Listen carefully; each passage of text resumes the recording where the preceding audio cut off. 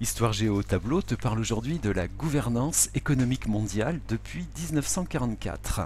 Voilà, alors on va tout de suite s'arrêter sur le mot essentiel du titre de ce chapitre, hein, le mot de gouvernance, essayer de l'expliquer un peu parce que ça va nous permettre de comprendre un petit peu l'optique de ce chapitre. Alors, ce mot, il est utilisé à partir des années 70, hein, il apparaît dans le langage du business anglo-saxon, et puis on remarquera donc que c'est à partir du secteur privé que ce mot de gouvernance est apparu, et il a été utilisé pour désigner un mode de gestion des entreprises qui se fondait de plus en plus sur un partage des pouvoirs, hein, entre les actionnaires d'un côté et puis la direction de l'entreprise de l'autre. Donc c'est cette notion de partage, hein, déjà qu'on retient pour désigner la gouvernance. Et puis dans les années 1990, ce mot gouvernance a été de plus en plus utilisé pour parler en fait à nouveau de ce partage. On peut dire aussi des interactions, hein, c'est peut-être un mot clé à retenir pour comprendre ce concept de gouvernance, donc les interactions entre l'État d'un côté, le corps politique au sens plus large, et puis également la société, c'est-à-dire les individus, les citoyens qui s'organisent, mais aussi les systèmes qu'on appelle de lobbying, hein, vous avez sans doute déjà entendu parler de ça, de pression qu'exercent les entreprises du secteur privé, puis parfois des coalitions entre des acteurs publics et des privés. Voilà, enfin bref, une multiplication des acteurs, et puis il y a aussi une connotation idéologique dans ce mot de gouvernance, hein, qui correspond pour certains à un désengagement de ce qu'on a appelé après la Seconde Guerre mondiale l'État-providence, un glissement du gouvernement vers la gouvernance, de l'intérêt général vers celui des particuliers. Bref, ce qu'on va retenir nous, hein, c'est que en clair, depuis la Seconde Guerre mondiale, il y a une multiplication des lieux et puis surtout des acteurs. C'est un mot important, multiplication donc des lieux et des acteurs qui sont impliqués dans l'économie, et en plus que l'impossibilité de régler ces questions à l'échelle d'un État, et donc à l'échelle d'un gouvernement, a popularisé le terme de gouvernance. Voilà, en clair, c'est un système de prise de décision qui valorise aussi des acteurs non étatiques, avec de nombreux acteurs, et donc ces fameuses interactions entre eux. Donc dans ce chapitre, il faudra bien sûr faire le lien avec des choses qui ont normalement déjà été étudiées dans l'année, hein, les chapitres de géographie sur la mondialisation, et puis se souvenir peut-être aussi du chapitre de l'année de première sur l'évolution économique et sociale, qui est normalement le premier chapitre abordé dans l'année en histoire. Voilà. Mais pour autant, ici, il ne s'agit pas de faire une composition sur l'évolution économique du monde depuis la guerre, hein, c'est pas du tout ça, mais au contraire, il faut s'interroger, ce sera la problématique donc, hein, sur le lien qui existe entre les évolutions économiques et géopolitiques mondiales et puis l'émergence de nouveaux modes de décision. Hein, c'est vraiment le mot-clé de la problématique. Donc l'émergence de ces nouveaux modes donc, de décision sur le plan international. Hein. Donc vous avez compris le lien entre les évolutions économiques et géopolitiques et ces nouveaux modes de décision. Alors pour traiter ça, on va utiliser un plan classique, un plan chronologique. La première partie, elle ira de 1944, une date précise, on va voir tout de suite pourquoi, jusqu'aux années 1970. Voilà, quand je mets un petit S après, c'est les années 1970. Deuxième partie, des années 1970 jusqu'aux années 1990, hein, chute de l'URSS en 91, et puis toutes les conséquences qui s'étalent sur cette décennie. Et enfin, dans la troisième partie, on abordera le phénomène de la gouvernance économique mondiale depuis les années 2000 jusqu'à nos jours. Voilà. Et on aborde donc tout de suite, hein, le grand 1 qu'on va intituler, donc pour ces bornes chronologiques que je viens de donner, 44 aux années 70, reconstruire et réorganiser. Voilà. Reconstruire, oui, on sort de la guerre, hein, réorganiser le monde, donc. Voilà. Et tout de suite, une première sous-partie, le grand A, où on va s'intéresser aux nouvelles exigences en 1944. De nouvelles exigences, hein, ce sera le titre. Donc, de ce grand A, nouvelles exigences en 1944. Sur cette image de jeunes enfants allemands en 1923 qui sont en train de construire une pyramide avec des billets de banque. Cette image elle est là pour illustrer ce qu'on a appelé l'hyperinflation. Donc hyperinflation en 1923 en Allemagne. Euh, et elle illustre en clair, voilà, l'inflation, c'est-à-dire que la monnaie se dévalue considérablement, il faut des tonnes de billets quasiment pour acheter un morceau de pain, et ça illustre en fait le début d'une crise majeure, hein, qui va amener le totalitarisme en Allemagne, le protectionnisme d'une manière générale dans les années 30, dans beaucoup de pays industrialisés, ces inflations, ces dévaluations, et bref, tout ça mène à la guerre, hein. Et il y a véritablement cette volonté en 1944 de retenir les leçons du passé, de considérer qu'il y a besoin d'une solide coopération économique internationale parce qu'il y a un impératif qui est la stabilité monétaire. Une stabilité absolument indispensable pour garantir la croissance économique et donc indispensable au maintien de la paix. Voilà. Donc il faut bien retenir déjà ce qui va véritablement être le moteur des négociations et des discussions entre les partenaires économiques de ce monde en 1944 au sortir de la guerre, et même un petit peu avant. Parce que bon, cette économie mondiale, bien sûr, elle est bouleversée par la guerre, les moyens de production sont anéantis en Europe et en Asie, les marchés sont complètement désorganisés, le rôle économique de l'État qui s'était affirmé en temps de guerre va aussi se prolonger une fois la guerre achevée, et ça va permettre aux États de prendre des décisions importantes. Il y a aussi bien sûr l'affirmation d'un grand pays, hein, on le rappelle seulement ici, les États-Unis, puisque aucun autre ne peut rivaliser avec lui sur le plan économique. La livre sterling, la monnaie britannique, hein, après la guerre, ne peut absolument plus rivaliser avec le dollar. Les États-Unis, on le rappelle rapidement, c'est des choses qui ont déjà été vues, normalement détiennent à peu près 70% du stock d'or mondial au sortir de la guerre. Ils assurent à eux seuls 60% de la production industrielle. Et ils sont les premiers producteurs de charbon, de pétrole, bref, hein, ce sont eux les géants économiques, et ce sont donc eux qui vont organiser cette économie mondiale au sortir de la guerre. Ce sera le titre du grand B, hein. On va évoquer en 1944 une gouvernance états-unienne, bon on va noter américaine, c'est plus élégant, on aura bien compris que ce sont les États-Unis qui sont à la tête du monde en 1944, hein, 44 et même avant la fin des combats, hein, c'est en juillet 1944, hein, ça explique les bandes chronologiques de ce chapitre, quelques semaines après le débarquement sur les côtes normandes, que 44 nations, vous voyez, juillet 44, 44 nations, c'est assez facile à mémoriser, vont se retrouver lors d'une grande conférence internationale qui a pour ambition de réorganiser l'économie mondiale. Et cette conférence, elle se tient aux États-Unis, bien sûr, dans la banlieue de Washington, hein, dans un endroit qui s'appelle Bretton Woods. Alors, normalement, vous avez aussi déjà entendu parler de ce nom. Il faut impérativement le mémoriser et le citer. La conférence de Bretton Woods de juillet 1944 est un événement majeur dans la réorganisation de l'économie mondiale au sortir de la guerre. Sur cette image prise lors de la conférence, hein, vous pouvez voir le représentant du Royaume-Uni à Bretton Woods. Ici, il s'agit d'un économiste qui est déjà fort renommé en 1944, Monsieur Keynes. Voilà. Hein, qui est à l'origine des politiques keynésiennes, hein, des années 30, vous le savez certainement déjà. Donc ce monsieur, hein, va largement inspirer la conférence, même si son idée d'une monnaie internationale ne sera pas retenue.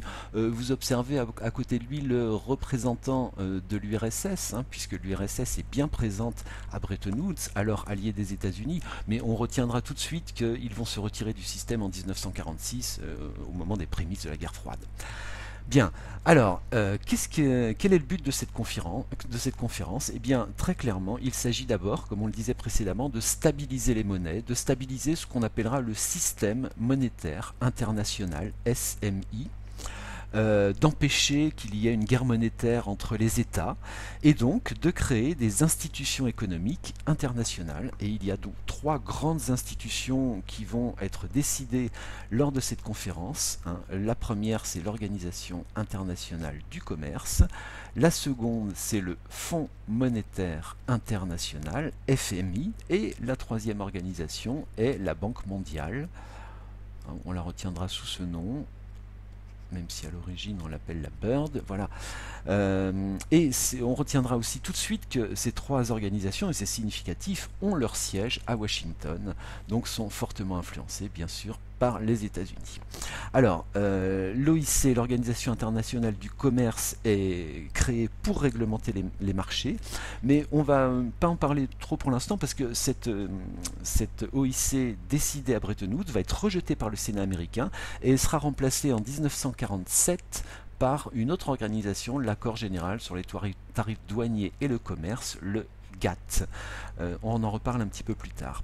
Dans tous les cas, le GATT, on dira uniquement pour l'instant qu'il est à l'origine d'une série de négociations pour promouvoir le libre-échange commercial. Voilà. Deuxième organisation, donc le FMI, Fonds monétaire international, son objectif c'est de réguler l'activité économique en soutenant les États qui seraient confrontés à une crise financière. Voilà, donc il peut accorder des prêts à court terme de manière à éviter une dévaluation monétaire par exemple. Et puis la Banque mondiale, elle, a une vocation à l'origine de soutenir la reconstruction dans les pays détruits par la guerre, pardon, et puis excusez-moi, puis plus tard en aidant les pays en voie de développement en accordant des crédits à long terme. Voilà ce qui la différencie aussi du FMI. Bien, alors voilà pour ce qui est décidé à Bretton Woods. On va voir dans une troisième sous-partie que l'efficacité de ce système de Bretton Woods, comme on va l'appeler dorénavant, est relativement limitée. Voilà, une efficacité limitée dans la troisième sous-partie de ce grand 1. Parce que d'abord, ce système n'organise pas toute l'économie mondiale. On disait tout à l'heure que l'URSS s'est retirée en 1946, la guerre froide exclut de fait tous les pays communistes. D'ailleurs, et regardez cette caricature soviétique de 1949, les soviétiques justement donc ne vont pas se gêner pour critiquer le rôle des États-Unis dans la mise en place de cette gouvernance mondiale, sans détailler toute la fiche. Remarquez comment sur cette caricature à plusieurs reprises on voit le symbole du dollar, ici on le voit ici sur le camion aussi. Bref, cette caricature, au-delà de dénoncer l'oppression policière aux États-Unis, dénonce le rôle central du dollar dans cette propagande pour l'URSS, avec l'annonce du plan Marshall en 1947, cette aide massive des États-Unis à l'Europe. Il s'agit de montrer que le dollar est un outil d'asservissement de leurs alliés par les États-Unis, et c'est effectivement un outil de gouvernance du bloc occidental dans le cadre de la guerre froide. Voilà. Et puis on signale aussi que ces institutions sont financées par les pays signataires de l'accord, et que la contribution financière de chaque pays est proportionnelle à sa part dans le commerce mondial, et que leur droit de vote, donc de décision dans ces institutions, est également proportionnel à leur part. Et on notera par exemple que les décisions, j'entre un peu dans des détails techniques, mais c'est bien révélateur qu'au sein du FMI, les décisions sont prises à la majorité, mais à la majorité qu'on appelle la majorité qualifiée, qui est de 85%. Voilà, il faut que 85% des votants soient d'accord. C'est-à-dire que les États-Unis, qui à eux seuls peuvent bloquer une décision, ils ont un droit de veto en raison de leur contribution très importante. Voilà, ça leur donne un droit de veto et donc ils contrôlent complètement cette institution. Donc cette conférence de Bretton Woods, elle confirme la position hégémonique du dollar. C'est la seule monnaie qui soit convertible en or. Il y a une expression qui dit as good as gold à propos du dollar, as good as gold. Voilà, on peut la citer, entre guillemets. En clair, on va dire que le dollar, il est le garant de la stabilité du système monétaire international. Voilà. Et il est en même temps cet outil au service de la guerre froide. On le rappelle. Alors, en plus de cela, les difficultés de l'économie américaine dans les années 60 vont faire en sorte que ce système a une efficacité limitée, puisqu'il va y avoir une dégradation assez rapide du rapport entre les dollars qui sont en circulation dans le monde et puis les stocks d'or réels américains. Et donc les États-Unis vont avoir rapidement une déficit de leur balance des paiements qui va augmenter. Ça, il faudra le retenir pour comprendre comment ce système s'achève. Le déficit dans la balance des paiements des États-Unis se creuse progressivement au cours des années 60, jusqu'à ce que le président Nixon prenne la décision en 1971 de suspendre la convertibilité du dollar en or. Voilà, donc ça c'est une date clé, parce que cette décision, elle remet en cause les fondements de Bretton Woods, et on peut dire que c'est la fin du système qui a tenté d'organiser l'économie mondiale depuis 1945. Voilà. Alors, on va voir donc que cette fin de la convertibilité du dollar nous fait entrer dans une deuxième période. Ce sera pour nous l'objet donc du grand 2 ici, des années 1970 aux années 1990, que l'on va intituler libéraliser, sous-entendu bien sûr l'économie mondiale, libéraliser face aux crises. Voilà. Et dans un grand A, pour préciser un peu la teneur de ces crises, on va évoquer un nouveau contexte qui va forcément obliger, un nouveau contexte qui oblige dans ces années 1970 à repenser complètement la gouvernance économique mondiale. Voilà, pour le titre du grand A, nouveau contexte pour repenser la gouvernance économique mondiale. Parce que donc la conséquence de cette décision Nixon que nous évoquions à l'instant fait que le dollar devient une monnaie flottante et que c'est l'offre et la demande des monnaies sur les marchés mondiaux qui vont déterminer leur prix, et ça donne lieu à des fluctuations assez importantes, comme on peut l'observer par exemple sur cette caricature de Plantu. Plantu, journaliste caricaturiste au quotidien Le Monde, qui, dans cette caricature de 1987, ironise sur la panique des dirigeants des principaux États au monde, qui se paniquent en 1985, vous voyez peut-être ici la date, se paniquent d'un dollar qui est trop haut, et puis on organise en 1987 une conférence au Louvre pour essayer de mettre fin à l'intervention des États sur les marchés sans réussir à enrayer la chute du dollar. Bref, on retiendra donc nous ce dollar qui devient une monnaie flottante et qui fragilise l'économie mondiale, tandis que dans le même temps, retenons dans ce nouveau contexte les chocs pétroliers, les chocs, puisqu'il y a donc deux augmentations significatives, consécutives du pétrole en 1973 et en 1979. Alors ce ne sont pas la cause unique, mais on peut dire que ces chocs pétroliers sont les accélérateurs d'une crise financière pour des pays qui dépendent de cette ressource dans tous les pays industrialisés. Donc cette hausse importante du prix fait que certains pays qui sont exportateurs de pétrole accumulent des ressources considérables, qu'on a également la création, on retiendra, de l'OPEP, l'organisation des pays exportateurs de pétrole. Cette organisation, elle est créée en 1960 et elle va véritablement être influente donc, dans les années 1970. Donc voilà, un des chocs qui fragilise l'économie mondiale. On retiendra également l'accélération de la mondialisation dans cette époque, une accélération avec la libéralisation des échanges sous l'impulsion du GATT, les mouvements de capitaux qui augmentent également, les filiales à l'étranger, des firmes transnationales qui se multiplient. Bref, tout ça entraîne une remise en cause du contrôle de l'État sur l'économie. Et on peut effectivement considérer que, à travers le grand B qu'on va voir maintenant, qu'il y a un recul de l'État, un véritable recul. Donc, voilà, recul de l'État dans cette deuxième période, puisque dans ce contexte donc troublé qu'on vient d'évoquer, les pays industrialisés réagissent assez diversement. Il y a des politiques d'abord néolibérales qui sont menées dans les années 80 aux États-Unis. Alors on retiendra les politiques menées par le président Reagan, ou également en Angleterre par Premier ministre Margaret Thatcher. Ces politiques donc, que je viens de qualifier néolibérales sont toutes menées au début des années 1980. Alors ça veut dire quoi concrètement néolibéral? Ça veut dire laisser jouer librement les forces économiques en limitant l'intervention de l'État. Concrètement, ça se traduit par des dérégulations, des privatisations. C'est un peu la fin de l'État-providence qu'on avait créé au sortir de la guerre. Voilà, et il y a des divergences néanmoins, puisqu'à la même époque en France, le président François Mitterrand va au contraire tenter une politique d'intervention de l'État en 1981, mais qui va être une parenthèse assez courte. Bref, voilà, donc il y a des réactions assez diverses des pays industrialisés. Mais malgré ces divergences, il y a néanmoins des tentatives pour organiser la gouvernance économique mondiale dans ces années. Et on va retenir en particulier la création en 1975 de ce qu'on appelle le G6.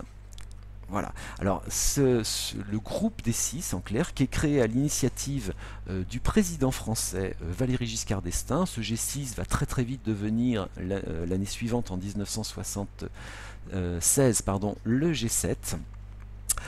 Alors, qu'est-ce que c'est que ce groupe? Eh bien, c'est le groupe des dirigeants des pays industrialisés les plus riches du monde qui se réunissent pour discuter des grandes questions économiques. Voilà, sur cette image par exemple, on voit la réunion du G7 qui a lieu dans le château de Versailles en 1982. Et d'ailleurs, puisqu'on en parlait à l'instant, on reconnaît ici au premier plan Ronald Reagan, donc président américain, et tout de suite à sa droite ici Margaret Thatcher, de profil, Premier ministre britannique. Et puis sur cette image, regardez ici également le président français, hôte de ce G7, donc à Versailles, François Mitterrand. Voilà. Alors, donc concrètement, le G7, je disais, on discute des grandes questions économiques, mais ça a un caractère informel. Ce sont, comme l'ont ironisé certains dirigeants, des discussions au coin du feu. Hein, il n'y a pas de côté institutionnel comme à l'ONU par exemple, mais néanmoins ce sont les plus grands dirigeants qui s'y retrouvent et ils essaient de faire preuve de coopération. Ils vont en particulier affirmer la prééminence des démocraties industrielles face au communisme. Il faut se rappeler qu'on est toujours dans la guerre froide, et puis également face au tiers-monde. Hein. Et c'est pour ça, et ce sera d'ailleurs l'objet du Grand C, on va voir que le tiers-monde, de son côté, va lui aussi essayer de faire entendre sa voix dans cette gouvernance économique mondiale dont ce G7 l'exclut, et le tiers-monde réclame, lui, un nouvel ordre économique international. On utilise parfois cette abréviation pour le désigner, ce NOEI. Le tiers-monde ne date pas des années qu'on est en train d'évoquer. On se souviendra par exemple de la conférence de Bandung en 1955 qui marque véritablement l'émergence sur la scène internationale de ce groupe de pays nouvellement indépendants ou qui aspirent à le devenir. Et déjà, il refusait l'alignement dans le cadre de la guerre froide sur les États-Unis ou l'URSS. Et puis, dans le cadre de l'économie mondiale, eh bien, ils vont contester la domination économique du Nord et un système souvent hérité de la colonisation ou des firmes transnationales qui parfois sont plus puissantes économiquement que certains de ces États exploitent leurs ressources. Et alors concrètement, cette contestation du tiers-monde, elle va se traduire par une tentative de coopération au sein d'un groupe qui lui va s'appeler le G77, puisqu'il est composé de 77 pays du tiers-monde, qui va s'organiser en 1963 au sein de l'ONU et qui va militer pour ce nouvel ordre économique international. Après la récession des années 70-80, il y a beaucoup de ces États du tiers-monde qui se sont lourdement endettés, et l'action de la Banque mondiale et du FMI va se concentrer sur eux. Il va y avoir de nombreuses aides qui vont leur être accordées, mais ce sont toujours des aides qui sont conditionnées, à des mesures de libéralisation, de privatisation, de réduction budgétaire. On est toujours dans cette logique libérale, et c'est souvent ce qu'on retient, cette intervention du FMI auprès de ces pays du tiers-monde, par l'expression du consensus. Voilà, consensus de Washington, l'endroit où se trouve le siège du FMI. Voilà, consensus, c'est-à-dire qu'en échange d'une aide financière de la part du FMI, ces pays lourdement endettés du tiers-monde s'engagent à engager des réformes de libéralisation, et ça va susciter de nombreuses critiques. Oui, je vous montre à ce titre à nouveau une caricature de Plantu qui illustre bien, vous voyez, ces fonctionnaires du FMI qui s'adressent de manière symbolique à un pays appauvri du tiers-monde. On vous avait pourtant bien dit de faire des efforts, et ça traduit en clair les accusations souvent qui sont portées sur le FMI d'aggraver la pauvreté dans le tiers-monde, que le G7 est un club de riches, bon voilà. Et pour autant, eh bien, la libéralisation de l'économie mondiale va se poursuivre dans ces années 70-80 sans qu'une institution internationale ne puisse s'affirmer comme détentrice de cette gouvernance économique mondiale. Il y a, on le rappelle, l'accroissement de la mondialisation qui bouleverse les équilibres, et puis il y a la fin de la guerre froide. Et la fin de la guerre froide, ça va quand même considérablement modifier la donne. Ce sera l'objet pour nous de notre grand 3. Que l'on va intituler, donc depuis les années 2000, je le disais dans l'annonce du plan, de nouveaux défis.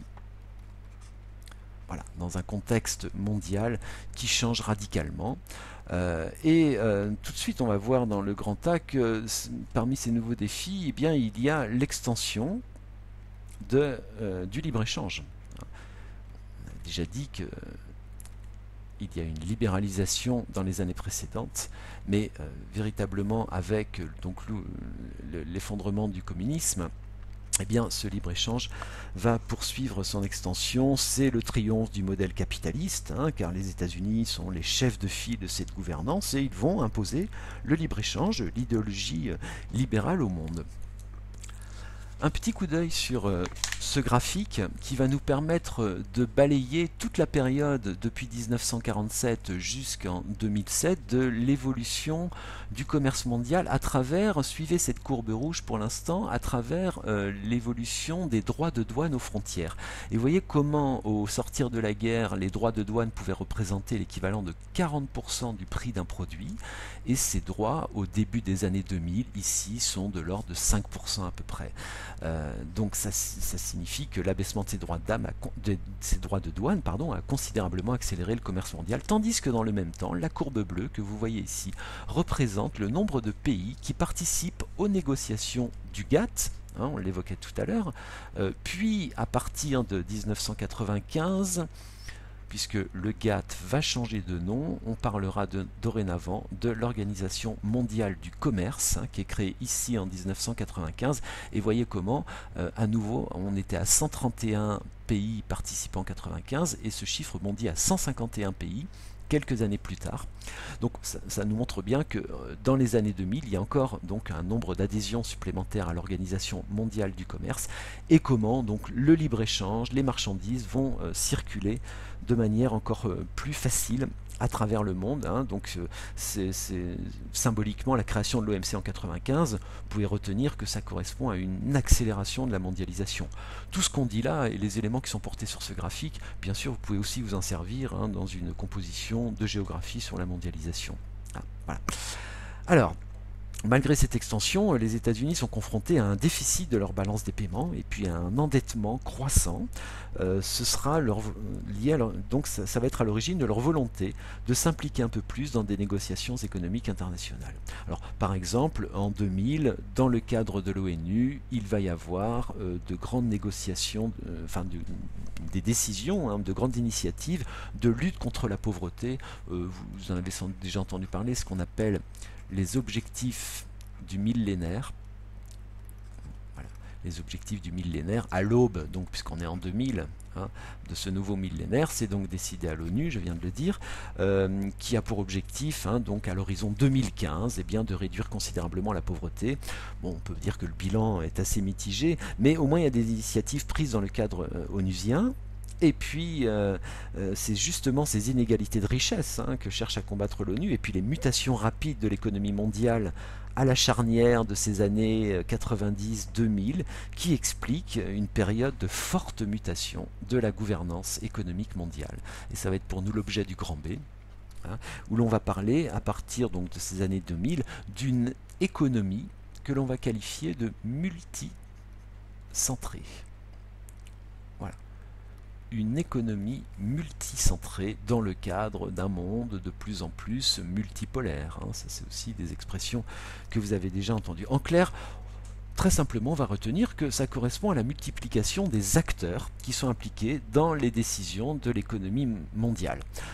Si on considère que donc cette gouvernance économique mondiale, vous voyez, que je place ici au centre, est influencée par de plus en plus d'acteurs.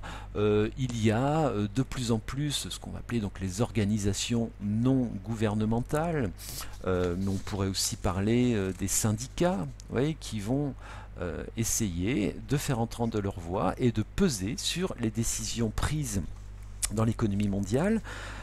Il y a également tout simplement des individus ou des groupes d'individus, des groupes citoyens qui vont être de plus en plus influents. Alors ça peut être des individus à titre personnel, des nouveaux économistes. Vous pouvez retenir par exemple le nom de Joseph Stiglitz, qui était un ancien conseiller du président Bill Clinton dans les années 90, un prix Nobel d'économie, qui a une vision assez critique sur cette libéralisation du monde, et puis des individus qui disposent d'assez de moyens et d'influence pour peser sur cette gouvernance. Je pense par exemple au PDG de Microsoft, de Bill Gates. On peut aussi citer George Soros, qui est un autre milliardaire américain. Bon, et puis il y a également d'autres acteurs qui vont gagner de l'influence et obliger les États à composer avec eux. Alors, les firmes transnationales, très directement, ou à travers des actions de lobbying, vont chercher à influencer. On peut citer également par exemple les agences de notation, qui sont des entreprises privées qui évaluent les différents partenaires de l'économie mondiale, y compris les États, et qui donc exercent une influence sur cette gouvernance économique mondiale.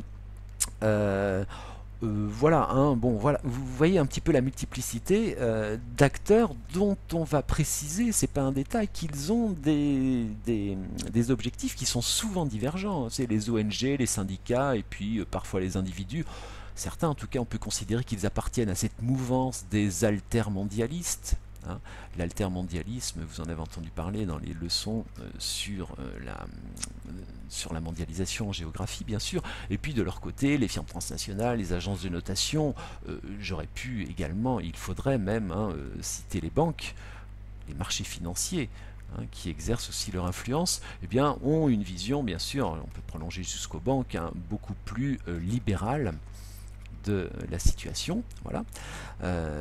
Donc forcément, ça crée des tensions, et puis les États restent évidemment des acteurs essentiels de cette gouvernance économique mondiale et doivent essayer de réguler entre ces altermondialistes et ces libéraux.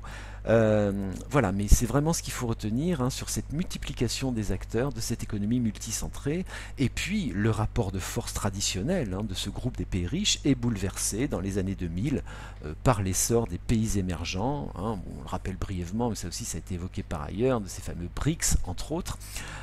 Et puis la mondialisation des activités financières et bancaires, les fonds souverains, les fonds spéculatifs, la financiarisation du monde, les paradis fiscaux, que j'aurais pu rajouter ici avec les banques, font que cette gouvernance économique mondiale se complexifie considérablement, et que pour autant, eh bien, ça n'empêche pas de temps en temps des crises. C'est ce qu'on va voir dans la dernière partie, le C. La crise de 2008 en particulier, majeure, la crise donc économique mondiale de 2008, qui nous montre finalement que cette gouvernance économique mondiale a encore des pouvoirs relativement limités, une efficacité en tout cas limitée. Gouvernance économique mondiale limitée. Cette crise, rapidement, vous vous souvenez, elle débute aux États-Unis en 2007, puis elle gagne le monde entier l'année suivante. C'est la crise la plus grave que le monde a connue depuis celle de 1929, et elle va aboutir à une réorganisation de la gouvernance économique mondiale. Le G7, qui était devenu G8 après la chute de l'URSS, lorsque la Russie avait été accueillie en son sein, va en 1999 s'élargir et devenir le G20. Alors le G20 qui est composé de 19 pays plus l'Union européenne, et en clair ces 20 partenaires représentent à eux seuls 90% du commerce mondial, un chiffre que vous pouvez retenir, pas du commerce, 90% du PIB mondial, voilà, de la richesse mondiale. Alors c'est le signe de la multipolarisation du monde, de l'émergence de cette nouvelle puissance. Ce G20 devient une instance de dialogue privilégiée de la gouvernance économique mondiale. Il va perdre le côté informel qu'on évoquait tout à l'heure du G6, du G7.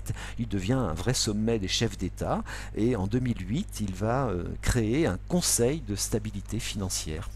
Mais alors pour autant, il y a de nombreux points qui montrent toutes les limites de cette gouvernance économique mondiale. D'abord l'ampleur de la crise de 2008, la crise de la dette de certains pays européens, on pense à la Grèce bien sûr, la difficulté à contrôler les marchés financiers, les paradis fiscaux, et puis on peut aussi citer les blocages au sein de l'OMC, les difficultés de l'ONU pour aboutir à des accords globaux sur les grands enjeux contemporains, climatiques en particulier. Bref, tout cela montre le déficit de gouvernance économique mondiale, et cette gouvernance économique mondiale, elle est d'ailleurs toujours contestée par la société civile. On peut terminer par cette petite image de 2011 qui rappelle un mouvement de contestation qui s'était appelé lui-même Occupy Wall Street.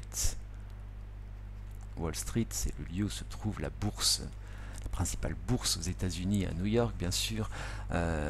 Voilà, ce personnage au premier plan qui dit: je ne peux pas m'offrir un lobbyiste, mais I am the 99%, je suis les 99%, clair, les 99% d'habitants qui ne font pas partie de ce club des ultra riches. Et ces gens aux États-Unis, comme dans certains pays européens, se réunissaient pour contester de manière collective la marchandisation du monde, la financiarisation et l'accroissement des inégalités de richesse. Voilà, en clair, en conclusion, ça nous montre que la complexification du monde rend la gouvernance économique mondiale de plus en plus délicate. Et puis vous pourriez aussi évoquer en conclusion, finalement, peut-être le retour aujourd'hui, le retour des États, l'affirmation de leur pouvoir, dans le cas plus des gouvernements. À titre d'exemple, en ouverture, on pourrait évoquer les traités bilatéraux qui essaient de négocier actuellement les États-Unis, un côté Pacifique et puis côté Atlantique.